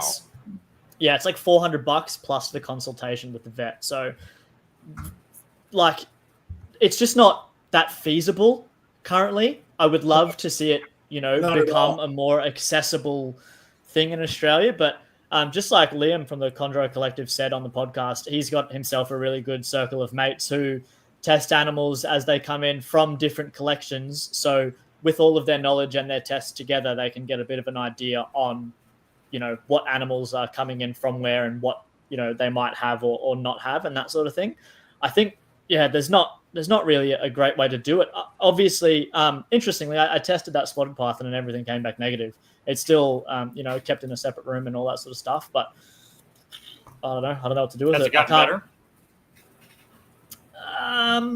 It still pops. Damn. I don't know. Yeah, That's crazy, But Joe, it- because like, for example, in the U.S., you can get that same panel of testing for $60, and Chuck Brown. you don't need to go through a vet. I don't want to hear it, Bill. I'm just saying that hopefully I know. eventually in Australia it will come to that where Hopefully. you don't have to have a consultation from a vet. You can Oh, test I hope so. and send it to an independent lab. Right. There's just no reason to pay a vet to take a very simple oral swab. That's ridiculous. Yeah, so thankfully I've got a great relationship with this vet here. He's a great vet, and he's more than happy just to take swabs from me now. Nice. Good. But yeah, it's still $400, or if it's just Nido, I think it's like $200 anyway. So, and I wonder if that comes down to just us not having the population. Like I that, think so. the lab that Volume, runs those tests yeah. might only get a couple a day or something like that. Yeah. So No, I agree 100%. Where the labs here are getting 50, 60, Hundreds. 100 samples a day. So Yeah. that makes sense. Yeah. Has Nido it's been a big unfortunate, problem but that's what it is. here? Like I like to think I'm a bit of a newbie in this game. I've only been around for realistically like 7 or 8 years, I suppose. I think before that there was like a bit of a streak where people's collections got wiped out. But in recent years, I haven't heard of it. But then again, it kind of comes back to people not sharing that information anyway. Yeah. So the second, I've just in a way outed myself by saying I've got a snake that pops when it breathes. But I'm trying to do the thing where I share information that I think is okay for people to hear and hopefully not be judged on it. Yeah, I think the reptile community in Australia could move towards maybe being less judgmental and more accepting and willing to share information. I mean, it depends. Like, if you're very transparent about a lot of stuff, some people don't always take it well. Like, I'm 100%. going to do a lot less of this, but I was very like, oh shit, my animal rolled. I'm going to do a YouTube fucking video on it, which I learned from Barcheck. I miss you, buddy, but I don't think I'm going to do those anymore. I'm good because you got so many fucking people who like ask you questions that you don't have answers to. Like, a lot of times it's like, I don't know how this snake died, but then also it's like, people calling you a piece of shit because the snake died. And then like, are your other animals dying? And then they just start running off with these other, scenarios Yeah, where you're, I'm never getting an animal from you. exactly. Yeah. Fuck this axe murderer. Anyways. All right, Marshall, let's go with your question. Mine's easy. Favorite North American snake? Cool. Easy. Shit. I never got to see one, unfortunately, but it's probably an eastern diamondback rattlesnake. Fuck yeah. Okay, nice. Those are okay. Those are the bigger ones, right? Like Easterns get bigger than Westerns, from what I know, right? Yeah, they're the biggest venomous snake in North America. Oh, some big bad. Yeah. All right, what you got, Bill? Joe, I guess, do you have any other future plans to visit the U.S.? I would love to. There's a few other things I'd like to do maybe first, but yeah, I've sort of racked up a bit of a friend list of Americans, and it'd be very difficult to come over there and see everyone. But yeah, I definitely love to get back for sure. Yeah. Well, best way to hit all of them is just invite them to Bill's, and then if you do that, You want to meet everybody come September 5th. Yeah, it's a one-stop shop right there. Hey, that's not far away, Bill. That's not far away. I know. It's right around the corner. But it's every September. So if Every September. you can't do it this year, True. do it the following year. You know. True. So Bill, I'm praying that like you have like that perfect September weather I've experienced where it's like the heat's just gone away. Yeah. I'm hoping for that. I'm hoping for some like mid 80s, low 80 days. I think there's a good chance. It's one of the reasons I quit doing them in February. You know, I used to do them in February and September. Yeah. February was just way too unpredictable. Yeah. September most of the time can be pretty nice here. So The first one I went to was in February, and it was cold as shit. yeah, it was cold. Yep. Hey, MJ, I apologize. I know you're wanting to wrap things up, but I did have a question or a sort of a topic I wanted to broach with you guys, and that's for free. For free. So, like, just there's always questionable fertility within chondros across the board, but chondros are very closely related to rough scale pythons, which, as far as I'm aware, fairly fecund. You get, fertile clutches and, year in, year out. And obviously carpet pythons are also fairly closely related. And those things, man, you can just breed them in a cardboard box if you wanted to. But are we missing something in chondro husbandry? Like, why is it that chondros are not as fecund as some of their close relatives? I don't know. Well, we talk about it on the show all the time, as far as like the designer thing versus the locality or more outcross stuff. I mean, I'm convinced that the line breeding or inbreeding lowers fertility in females. I think that's been seen across the board. Now, you get your outliers. Last year I had 2 clutches that were close to 20, which was huge numbers compared to the 10, 8 that I have, 12 that I've gotten for the last couple of years. But so you do have outliers, but I think that's pretty consistent across the board. You don't see a bunch of designer clutches that have 25, say 25 eggs. Yeah, for sure. So I think it could be a line breeding thing, but or not just line breeding, outcrossing. We're now figuring out that these are really hybrids that we're working with. Right. They're mutts.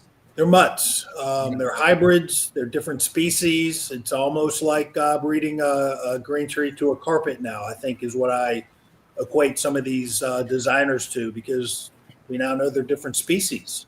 Yeah. So to kind of maybe throw a spanner in the works there is, in Australia, there's like 7 odd carpet python species, and they appear to show no negative signs of inbreeding. We've got a bit of a morph game, I guess, over here in terms of carpet pythons. And, a morph will drop and it's $5,000. And then 3 years later, it's a $500 snake just because they're bred so heavily and so rapidly. So I guess, is it just that the green pythons are more sensitive to inbreeding and that's what's causing the infertility? But the carpet pythons, you're breeding subspecies together. Yeah. Yeah. Okay. The green trees, we've now figured out you're breeding different species. Complete different species. So I think I agree with Marshall. I think that's the reason why you see smaller clutches. I think it's the reason why you see more fragile neonates.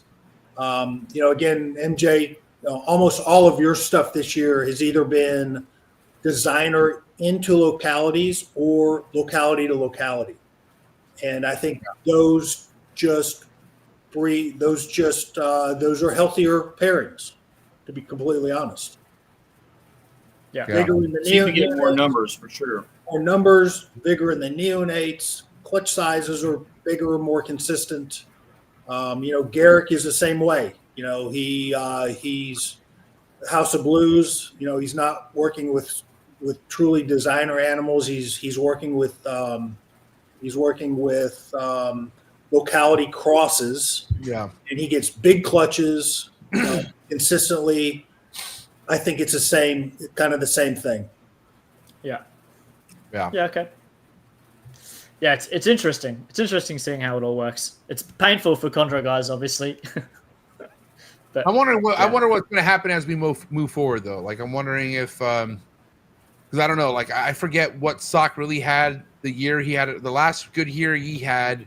Majority of his clutches all ate for him. He had no issues getting them to eat. And I'm pretty sure he had some potent designer shit going on. I mean, maybe one of them would have been a pure locality, if anything, but majority of it is potent stuff. I think if you just have good bloodline going, you know, and if you just be real methodical with what you put back into that, like if you keep it strong, keep the blood strong, or find out what it is to keep that bloodline strong, you know, I don't know. Yeah. I think the future will tell where this is all going to happen, or where all this is going to head. Yeah, we'll see. Yeah, I think what's great is people keeping lineage charts and knowing the exact history of their animals. That's truly going to shine some light on the whole thing too. I will say that's one of the things I'm proud about being with the Green Tree Pythons is like the seriousness of paperwork and charts, and like, you know, I feel like people really look at investing in a chondro when they look at a fucking goddamn chart and they see how far back it goes, and basically the parents, the grandparents. I mean, Bill, I mean, that's one thing you're really good about. Obviously, you know, it's, I gotta say, people love seeing that stuff, right? I mean, it's kind of like, and you should expect to have that stuff being in the Green Tree Python game, correct? Yeah, it's part of the allure of all of it. The history, the lineage of the animals, being able to say that you had, you know, animals that came from, you know, Rico or Trooper stock, or, you know, the initial stuff that came in. I think all that's really, really super important to a lot of people that keep chondros. Yeah, man.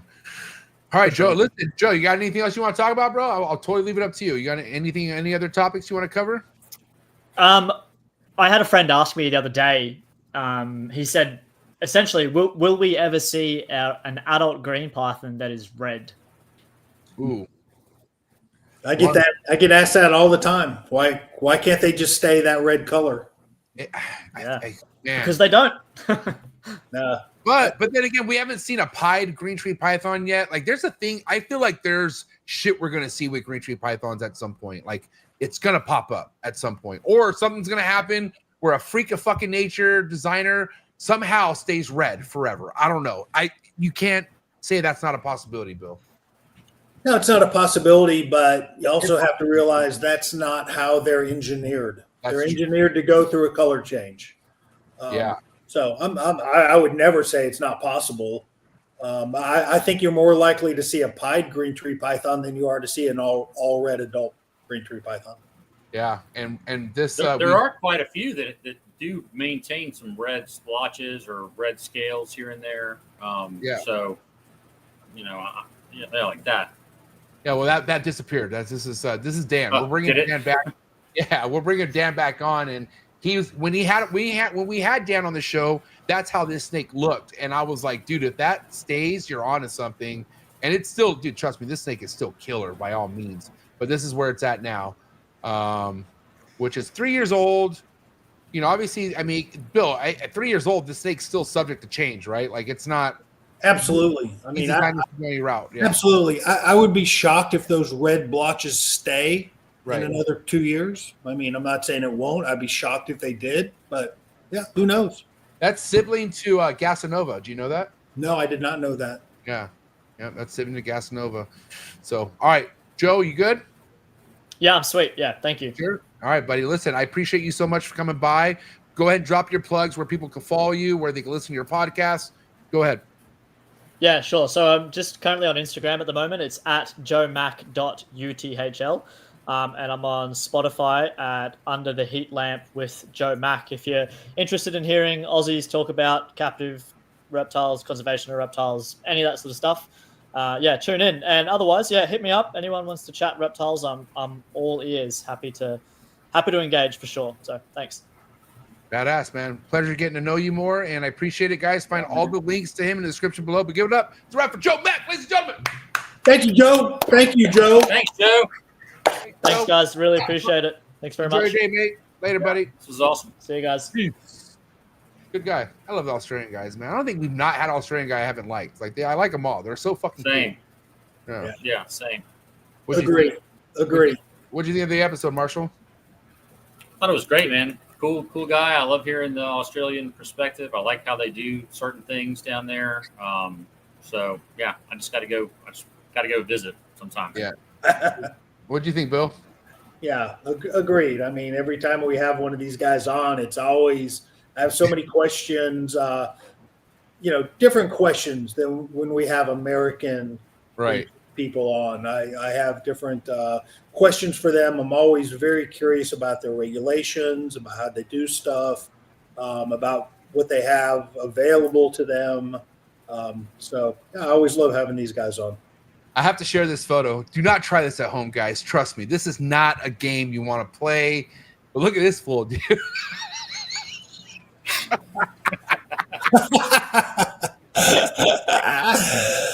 Listen, I can't say I've never done it with 2, but never with 3. That's 4, Bill. That's 4. That's 4 of them, bro. There's 4 of those motherfuckers in there. That is gangster, bro. Like, so much could go wrong right there. Like, I love it. Okay, you see where the far left one and the far right is? I've had them like that with just 2, and for whatever reason, the male took his mouth off the fucking its rat, kept it wrapped, and then went over to the females and started eating it. Like, I saw them mouth to mouth like this. One had the ass, one had the fucking face, and they came like this. Dude, that's why I'm like, if you're gonna do this shit, you better pull up a chair, and better hang out until all these fuckers eat, dude. Make sure their mouths don't come off that rat. Because that's a cool photo right there. I will say that's some gangster. That's a cool photo. All right, boys. I appreciate you so much. Marshall Mendez, Red Mountain Herps, Instagram, and of course, go subscribe. Phoenix Reptiles, the mayor himself. All right, but give it up. It's a wrap for Marshall Mendez and Bill Siegel. Ladies and gentlemen. See you guys next week, boys. See you next week. Thank you, guys. Have a good night. Thank you so much. I appreciate everyone out there who hung out with us tonight. It was a great episode. Shout out to Joe Mack. Thanks for coming by, buddy. Before you guys leave, hit that like button for me, please. Hit that subscribe button. Smash that notification bell. Select all. You'll be reminded of every single podcast. Forgot to do all my plugs in the beginning of the episode. It's been a long week. Okay, so I got to remind you guys, if you're looking for exclusive content, if you want to get more behind the scenes out of what you see out of each episode, come join the Trap Talk Patreon family. Don't hesitate. Click that very first link in the description below. I'm giving out free merch to any new Patreon member that joins for the next month. So come on through. Let me hook you up with some free merch. Come join the family. Connect to the Discord and the awesome Instagram group chat. Appreciate all the love and support, okay? I will not have a Trap Talk with MJ this Thursday night, but I will be going on Dave Levison's episode, the fundraiser episode for Vin Russo Friday, okay? So no Trap Talk this Thursday, but I will be bringing that energy Friday for Dave Levison's Vin Russo's fundraiser episode. So guys, just want to remind you, this is going to be a really crazy episode because we have awesome items that are going to be donated off this episode as well. So come hang out, man. You could really come up with some really cool stuff that's all going to a good cause, Vin Russo. So again, thank you so much for all the love and support. You guys are amazing. Before you guys head out, please check out my sponsors. All the link in the description below, and have a good night. Thank you so much. Sorry for the interruption, folks, but a quick word from our sponsors. Green tree pythons, emerald tree boas, and plenty other arboreal snakes have been quite the popularity here at the Trap Talk Reptile Network, which brings me to today's sponsor, the Reptile Perch. Head over to the reptileperch.com and Reptile Perch on Instagram. See what type of design PVC perch is best for your arboreal reptile. But first and foremost, I would also check out David Brahm's Green Tree Python availability on the website. And you can also check out his Instagram just to stay current on any projects or any productions that he posts. Thank you so much, David Brahms, for your ongoing support. Looking forward to seeing what you have to show in the 2025 season. When you think about building a good community and being a leader of that community, nobody comes to mind better than Mark Hager over at Texas Chondros. That's right. Make sure you head over to TX Chondros on Instagram and also head over to Mark's website. See what he has available Green Tree Python wise, and be ready for quite the 2025 Green Tree Python breeding season out of Mark Hager. He's a veteran in the Green Tree Python game, one of the best and nicest breeders in the Green Tree Python game. He's been putting on the whole state of Texas for as long as I've known him. So if you want to see all the amazing other chondro keepers out of the state of Texas, another good reason to go follow Mark Hager over at TX Chondros on Instagram. And again, head over to his website, texaschondros.com. You can find all the links in the description below. Thank you so much, Mark Hager, for supporting the trap. One of the biggest growths we have in the reptile industry today are the rare species of reptiles that aren't worked with. That's right. That's why I went ahead and partnered up again with Brian Susan over at Sundown Reptiles. Brian works with species such as kahua geckos, gargoyle geckos, all species of tree monitors, He works with Abronia and many other cool species geckos that you can check out all on his website. Head over to sundownreptiles.com, see what he has available. Brian's one of the best doing it in the reptile industry today. He's been on the show multiple times, so make sure you check out all of Brian Susan's episodes on Trap Talk Reptile Network. But more importantly, for the highest quality of captive bred reptiles, make sure you head over to sundownreptiles.com and make sure you give him a follow on Instagram. Thank you again, Brian Susan over at Sundown Reptiles. One of the things I love about being a part of the reptile industry is all the learning, okay? Learning can be fun, and I can prove that to you.